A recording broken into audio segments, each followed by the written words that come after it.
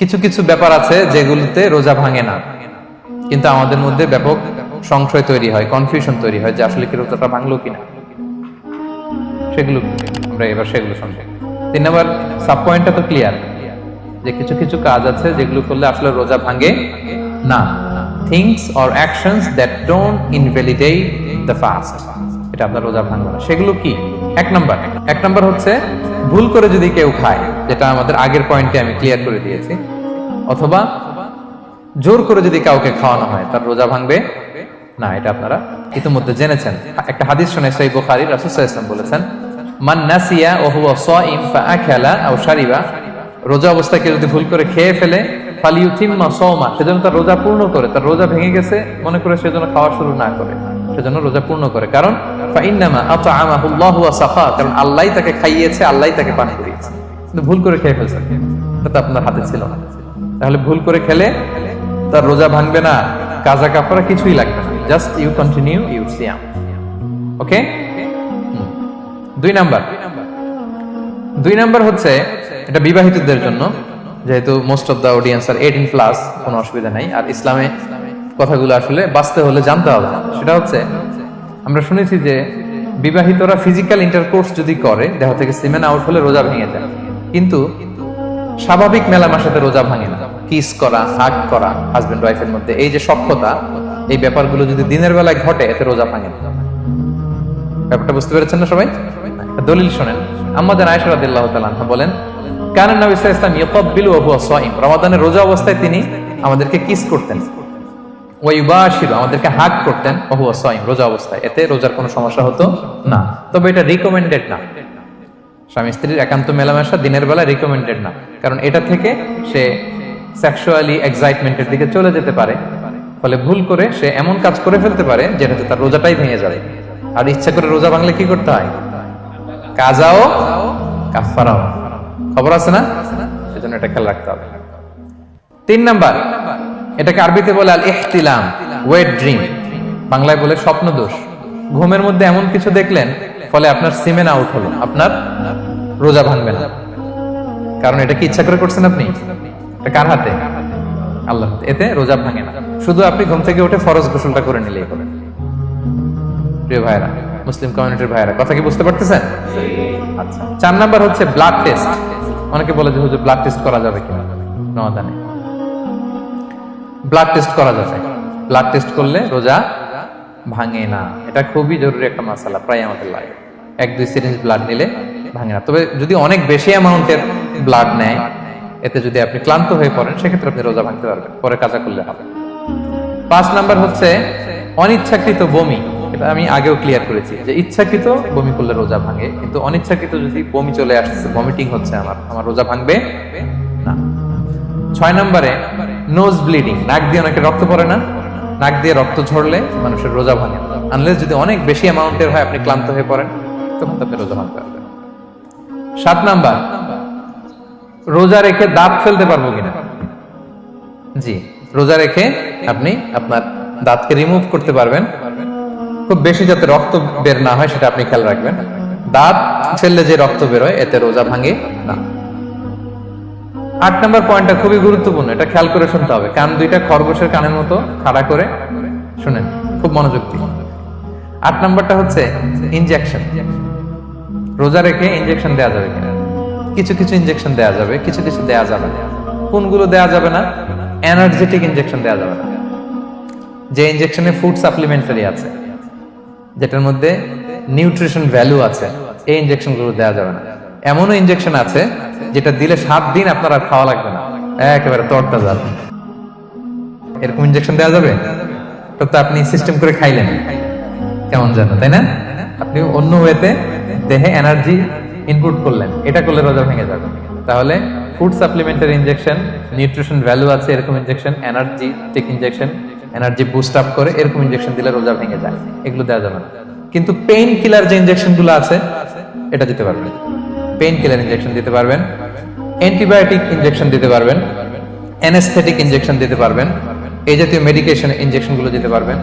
কোভিডের যে ইনজেকশন, এগুলো আপনি দিতে পারবেন। এগুলোতে রোজা ভাঙে না, কারণ এগুলোতে আপনার স্টোমাকে কিছু পৌঁছেও না, আপনাকে শক্তিবর্ধক কিছু দেহে প্রবেশও করাচ্ছে না, আপনার এনার্জিও বাড়ে না। আপনার এনার্জি বাড়ে না, আপনার নিউট্রিশন ভ্যালু অ্যাড হয় না, আপনার স্টোমাকে কিছু পৌঁছে না, এই জাতীয় সব ইনজেকশন দেওয়া যায়। ইনজেকশনের পয়েন্টটা ক্লিয়ার? 9 নম্বরে কিছু কমন ব্যাপার আছে, এই কমন জিনিসগুলো আমাদের মনের মধ্যে প্রায় প্রশ্ন জাগে যে এগুলো করা যাবে কি যাবে না, এগুলো ক্লিয়ার করি। এর মধ্যে 1 নম্বর হচ্ছে টুথপেস্ট। রোজা রেখে টুথপেস্ট দিয়ে ব্রাশ করা যাবে কিনা, বলেন যাবে কি যাবে না? যাবে, কে কে হাত তুলুন তো দেখি। হ্যাঁ, মাত্র 1 জন, 2 জন, 3 জন, 4 জন, 5 জন, 6 জন, দল ভারী হচ্ছে আস্তে আস্তে। হ্যাঁ, টুথপেস্ট দিয়ে ব্রাশ করা যাবে কি যাবে না? যাবে মাত্র 5 জন, আর যাবে না কয়জন দেখি? যাবে না, অনেকে যাবে না, অনেকে হাত তোলে না, ভাবছে কোন জায়গায় হাত তুলে কোন বিপদে পড়ি। চুপচাপ দেখি যে কোনটা জিতে। যাবে না? যাবে না, দল ভারী না? যাবে? এই সুন্দর বলছে, যাবে, কিন্তু না করাই ভালো। যাবে। টুথপেস্ট দিয়ে ব্রাশ করলে রোজা ভাঙে না, তবে যদি খুব স্ট্রং টুথপেস্ট হয় এগুলো ব্যবহার না করা ভালো। দিনের বেলায় মেসওয়াক করা ভালো। হ্যাঁ, মেসওয়াক করলে ওইটা সবচেয়ে সেফ। তবে যদি আপনি টুথপেস্ট দিয়ে ব্রাশ করেন আপনার রোজা ভাঙবে না ইনশাআল্লাহ। কেউ কেউ মাকরু বলেছেন, কিন্তু আপনার রোজা ভাঙবে না। মাউথ ওয়াশ সেম, যাবে, কিন্তু রেকমেন্ডেড না। হ্যাঁ, গার্গল করতে গেলে আবার ভিতরে চলে যাবে। সিম্পলি কুলি করা যাবে, কিন্তু আপনার রোজা ভাঙবে না। কিন্তু দিনের বেলায় আমরা টুথপেস্ট, মাউথ ওয়াশ এগুলো ইউজ না করে কোনটা সাজেস্ট করি? কোনটা? মেসওয়াক করেন তো আপনারা? রাসূল সাল্লাল্লাহু আলাইহি ওয়াসাল্লাম বলেছেন, আমার উম্মতের জন্য যদি কষ্ট না হয়ে যেত আমি প্রত্যেক নামাজের আগে মেসওয়াক করা ফরজ করে দিয়ে যেতাম। কষ্ট হয়ে যাবে, পকেট নিয়ে নিয়ে মেসওয়াক করতে হবে। এবং রাসূল সাল্লাল্লাহু আলাইহি ওয়াসাল্লাম মৃত্যুর আগে ওনার হাতে যে জিনিসটা রেখে উনি শেষ নিঃশ্বাস ত্যাগ করেছেন সেটা হচ্ছে মেসওয়াক। উনি অত্যন্ত অসুস্থ, প্রচন্ড জ্বরে কাতরাচ্ছেন, তখন দেখলেন যে ওনার শ্যালক আব্দুর রহমান রাদিয়াল্লাহু তাআলা উনি মেসওয়াক করতেছেন, তো উনি ফেল ফেল করে তাকায় আছেন, বলতে পারতেছেন না আমাকে। তাও আম্মা জান আয়েশা বুঝতে পারলেন যে রাসূল মনে চাচ্ছেন, উনি এটা নিয়ে এসে নিজে চাবালেন। রাসূল সাল্লাল্লাহু আলাইহি ওয়াসাল্লাম চাবায় যে নরম করবেন এই শক্তিটাও গায়ে নাই। আম্মা জান নিজে চাবিয়ে রাসূল সাল্লাল্লাহু আলাইহি ওয়াসাল্লামের হাতে দিলেন, রাসূল সাল্লাল্লাহু আলাইহি ওয়াসাল্লাম মেসওয়াক করলেন। এই মেসওয়াক করার কিছুক্ষণ পরে তিনি ইন্তেকাল করলেন। আরবাউন মিন সুনানিল মুরসালিন, 4টা সুন্নাত, এটা সব নবীদের মধ্যে ছিল। এর মধ্যে একটা হচ্ছে আসওয়াক, মেসওয়াক। মেসওয়াক করবেন তো আপনারা? আচ্ছা, এরপর রোজা রেখে আতর দেয়া যাবে, কোনো সমস্যা নাই। পারফিউম দেয়া যাবে, সমস্যা নেই। আই ড্রপ দেয়া যাবে, চোখে ড্রপ দেয়া যাবে, আইলাইনার দেয়া যাবে, কাজল দেয়া যাবে, এগুলোতে রোজা ভাঙে না। এরপরে ডায়াবেটিক পেশেন্ট যারা আছে তারা ইনসুলিন দিতে পারবেন, এত রোজা ভাঙে না। এটা আমাদের লাগে না, আমাদের অনেক মুরব্বীদের দিতে হয়, আমাদের আব্বা আম্মাদের। তো এটা আপনারা জেনে গেলেন, ইনসুলিন দিলে রোজা ভাঙে না। এরপরে 10 নম্বর খুব মজার একটা পয়েন্ট, খাবারের যদি লবণ চেক করা হয় এতে রোজা ভাঙে না। তবে ঘরে আপনারা এটা ট্রাই করবেন না, এটা রেকমেন্ডেড না। এটা কখন রেকমেন্ডেড? এটা বড় শেফদের জন্য। লেটস সে রমাদানে 1000 লোকের বিরিয়ানি করা হবে, আল্লাহর বান্দারা রোজাদাররা খাবে, এটা লবণ বেশি হলে খাইতে পারবে? পারবে না। এজন্য যিনি শেফ, প্রধান বাবুর্চি, উনি লবণটা ট্রাই করতে পারবেন, করেই সাথে সাথে কুলি করে ফেলবেন, ভিতরে তো কিছু গেল না, এতে রোজা ভাঙে না। তাই বলে প্রতিদিন ঘরের রান্নাতে আবার এটা করতে যায় না।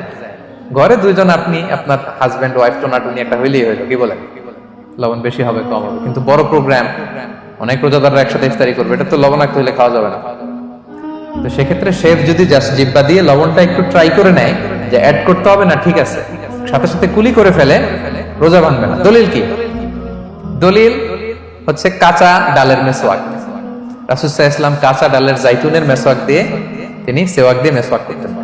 তো কাঁচা জাইতুনের আপনারা মেসওয়াক করছেন, এটা কিন্তু অনেক লবণাক্ত, সল্টি, এটার মধ্যে একটা ঝাঁঝালো ভাব আছে। তো এটা আপনার জিহ্বায় লাগলে কি রোজা ভেঙে যায়? ভাঙে। এবং আপনি যদি সমুদ্র অঞ্চলে সফর করেন, সমুদ্রে লেটস সে 1 মাসের, আমাদের এই যে বাংলাদেশে তো এখন এই কি বলে প্রায় 7 লক্ষ টাকা করে দিছে আমাদের হাজিদের জন্য, হজ করতে হলে প্রায় 7 লক্ষ টাকা লাগবে। তো এরকম ঘোষণাও দেখলাম যে নেক্সট ইয়ার থেকে সমুদ্র পথে যাওয়া যাবে কম খরচে। তো কেউ যদি এমন হয় সমুদ্রের সফরে দীর্ঘ সময়, আপনি ওযু করবেন কি দিয়ে? সাগরের পানি দিয়ে। তো সাগরের পানি কেমন? সাগরের পানি দিয়ে আপনার কুলি করতে হবে না? মাছ মজা করবেন না? তা আপনার কি রমজানে যদি কুলি করেন আপনার রোজা ভেঙে যাবে? ভাঙবে না। এ থেকে স্কলাররা দলিল নিয়েছেন যে এরকম জরুরি প্রয়োজন হলে আপনি খাবারের স্বাদটা লবণটা দেখতে পারবেন, সাথে সাথে কুলি করে ফেলবেন, এতে আপনার রোজা ভাঙবে না ইনশাআল্লাহ বিইজনিল্লাহ। অনেকে প্রশ্ন করে এনজিওগ্রাম করা যাবে কিনা। এনজিওগ্রাম এগুলো করা যায়, এই যে হার্টের পেশেন্টদের জন্য এখান থেকে একটা এই ক্যাথেটার ঢুকায়, যদি এটার মধ্যে ওষুধ লাগানো থাকে তো এটা হার্টের দিকে যায়, এটা স্টোমাকে যায় না, এগুলো করা যাবে। তাহলে এই বিষয়গুলো অলমোস্ট মুত্তাফাক আলাই, মানে সর্বসম্মতিক্রমে এতে আপনার রোজা ভাঙবে না ইনশাআল্লাহ বিইজনিল্লাহ। এই পয়েন্টটা ক্লিয়ার না? ক্লিয়ার। এবার কিছু ডিসপিউটেড মাসআলা আছে, মানে যেগুলোর ব্যাপারে ইখতিলাফ আছে, কোন স্কলারদের মধ্যে ভাঙবে ভাঙবে না, এটা আমি একটু ক্লিয়ার করি। এর মধ্যে এক নম্বর হচ্ছে ইনহেলার। অ্যাজমার পেশেন্ট যারা আছে, অ্যাজমা অনেকের দেয়া লাগে না ইনহেলার। ইনহেলার যদি পাফার ইনহেলার হয়, পাফার ইনহেলার যেটা দিয়ে শুধু বাতাস যায়, অক্সিজেন যায়, এটা রোজা ভাঙে না। এটা কি করে না? রোজা ভাঙে না। পাফার ইনহেলার যেটাতে অক্সিজেন পাস করে, রোজা ভাঙবে না। কিন্তু যদি ভ্যাপোরাইজেশন হয়, অথবা একটা আছে DPI, dry powder inhaler, punch করলে একটা পাউডার সহ ভিতরে যায়, অ্যাজমাটা কমায় দেয়, ওই পাউডার দিয়ে করলে কিন্তু রোজা ভেঙে যাবে। ভ্যাপোরাইজেশন হলে বা ডিপিআই ইনহেলার হলে আপনার রোজা ভেঙে যাবে।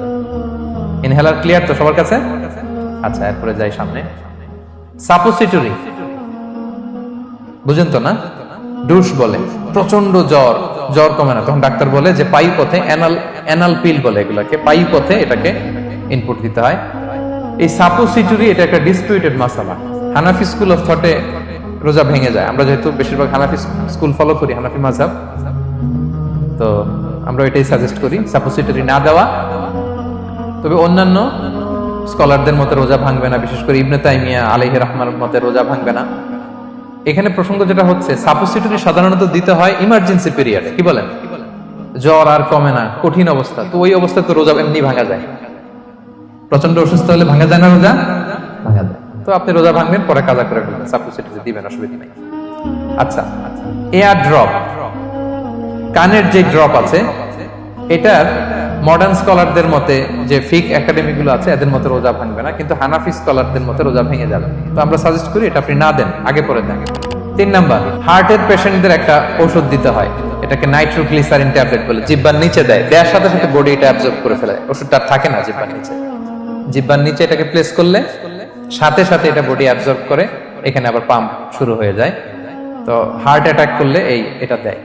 আধুনিক যে ফিক একাডেমি গুলো আছে তাদের মতে রোজা ভাঙবে না, কিন্তু হানাফি স্কুল অফ থটে তাদের মতে যেহেতু সম্ভাবনা আছে কিছু চলে যেতে পারে, যদিও যায় না, হানাফি মাযহাব হচ্ছে খুব ইহতিয়াত অবলম্বন করে, অত্যন্ত বেশি সাবধানতা অবলম্বন করে। কিন্তু মডার্ন ফিক একাডেমি গুলো তাদের মতে হার্ট পেশেন্টদের জন্য নাইট্রোগ্লিসারিন ট্যাবলেট যদি জিহ্বার নিচে রাখেন রোজা ভাঙবে না। হিজামা, কাপিং, হিজামা চিনেন তো? হ্যাঁ, হিজামা করছেন কেউ এখানে? আপনি করছেন, আর কেউ? অনেকে করছে দেখি, মাশাআল্লাহ। এটা এখন অনেক পপুলার হচ্ছে, রাসূল সাল্লাল্লাহু আলাইহি ওয়াসাল্লাম কিন্তু করতেন। এখন দেখবেন যে অনেক বড় বড় সেলিব্রিটিরা, অ্যাথলেটরাও করে। এরকম কাপিং এর টিউব আছে, পিঠে একটু কেটে ওটাকে লাগায় দেয়, আস্তে করে এই রক্তগুলো বের করে ফেলে, ব্যথা ট্যাথা, পেইন টেন এগুলো কমে যায়। এখন কিন্তু এটার অনেক প্রচলন বেড়েছে। হানাফি স্কুল অফ থটে হিজামাতে রোজা ভাঙে না, অন্যান্য স্কুল অফ থটে ভাঙে। তো হিজামা তো ইমার্জেন্সি কিছু না, আমার দিনের বেলায় কেন রমজান মাসে হিজামা করা লাগবে, আমি ইফতারের পরে হিজামা করলাম। আচ্ছা, ব্লাড ডোনেশন করলে রোজা ভাঙবে কিনা, এক ব্যাগ যে রক্ত নেয় ভাঙবে কিনা? হাম্বলি মাযহাব অনুযায়ী ভেঙে যায়, হানাফি মাযহাব অনুযায়ী ভাঙে না। আমরা হানাফি স্কুল ফলো করি, সো আপনি ব্লাড ডোনেট করতে পারবেন, ভাঙবে না। তবে অনেক ব্লাড ডোনেট করার কারণে যদি আপনি অসুস্থ হয়ে যান, দুর্বল, ওই অসুস্থতার কারণে আপনি ভাঙতে পারবেন। তবে এটা রেকমেন্ডেড, যদি ব্লাডের কারণে মুমূর্ষু রোগীর জীবন যায় অবস্থা, তখন অবশ্যই আপনি ব্লাড ডোনেশন করবেন, যাতে করে একজন মুমূর্ষু রোগী জীবন ফিরে পায়। এই পয়েন্টটা তো ক্লিয়ার না সবার? তো এই ছিল সম্মানিত সুধী কিছু মৌলিক বিষয়, যেগুলো করলে